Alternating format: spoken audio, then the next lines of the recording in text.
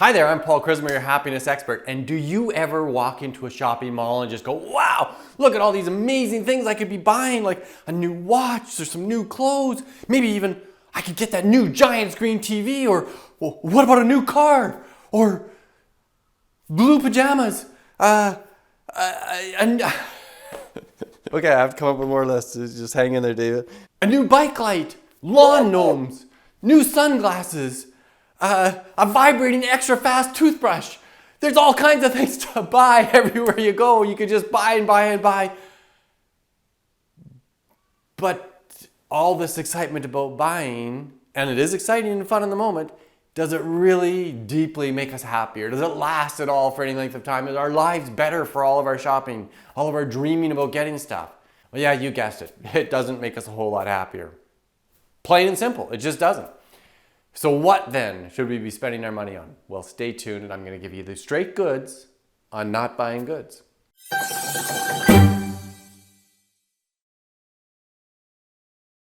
As a coach, public speaker, and best-selling author, I teach topics just like this one all around the world.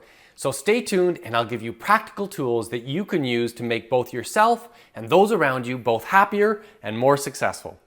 So the basic Western culture dream that we've grown up with is this idea that every successive generation will be more prosperous than the previous generation. So we should be physically richer in our lives than our parents' lives. And that was the basic promise. And so that, my generation, we could have 2 cars in the front of the house. We could have a big, big house. We could have all kinds of luxury goods and vacations every year in the sun and all that kind of stuff that people dream and want. And that was the promise. And success in life would be measured if we kind of had those kinds of outcomes. That was the dream.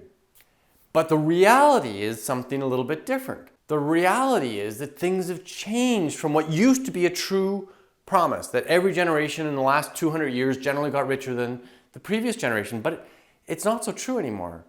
3 things have come to play. 1, real growth in wages has been stagnant since the mid-1970s. Generations born after the 70s are not going to be richer than their parents' generation. Sorry, that's just a fact. It seems to be playing out in the real world. And 2, it turns out that all these things we know from research don't make us much happier. So what would be the point of wanting to be richer than mommy and daddy if in fact mommy and daddy's lifestyle doesn't make people happy? And there's some pretty clear evidence it doesn't. And then thirdly, frankly, this one's maybe a bit out there, but the world can't sustain us all wanting more and more stuff in our lives relative to the previous generations. There's got to be happier ways to spend our money.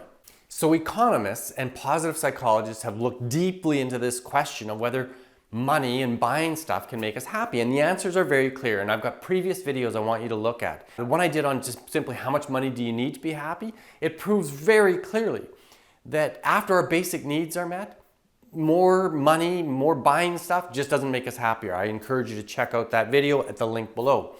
Similarly, I did a video on materialism and how materialistic values actually tend to make us less happy.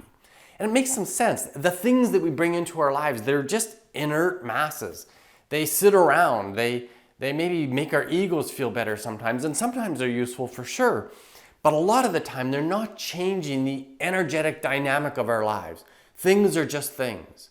So instead, what we need to be looking at is investing in things that change our identity, change the sense of who we are being in the world, not what we're having, not what we own, but the sense of beingness that we bring into the world, that when we are being the identity that we want to be, then in fact we are happier. And when our identity is by design, it's based on our values, then we can go about doing the things in the world that reinforce that identity, reinforce those values. And those things almost always come through experiences and not through buying of things. So the research is pretty clear.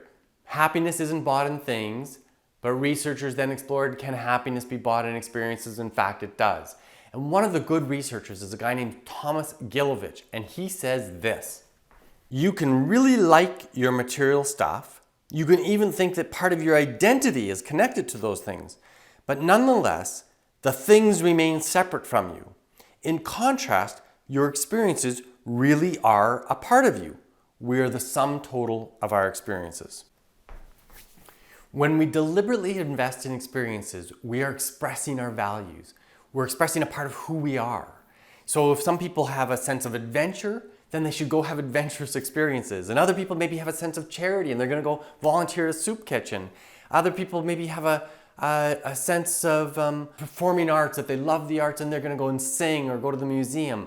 Do you get the idea that when we live our values out in the real tangible world, then we're much happier. And so when we spend our money on those types of activities, we tend to get more happiness in our lives. In addition, experiences most often, not all the time, but most often are social experiences. We do these things with other people. We have other people who are at the soup kitchen. We have other people, we do the adventures, we climb the mountain, or we take a friend to the museum with us.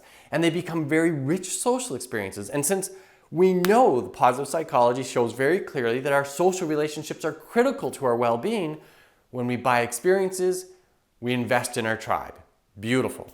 I remember some years ago, I took my 2 sons on a 5-week vacation in the south of Europe, and mostly France and Italy. It was a beautiful thing. It cost a fortune, and on my modest income, it was a stretch. And I could have bought a car for the amount of money we spent on this vacation. But it was beautiful. We saw amazing things. We ate great food. We went to live performances, and we were enriched by the shared experience, meeting people and soaking in amazing culture and historic sites. And even though it cost a fortune, those memories are truly priceless. We had that experience together. We became bigger as a group, and I will never, ever forget those times in my life, and neither will my sons. Beautiful purchase of experiences. So there's my little metaphor for you to do the same in your lives.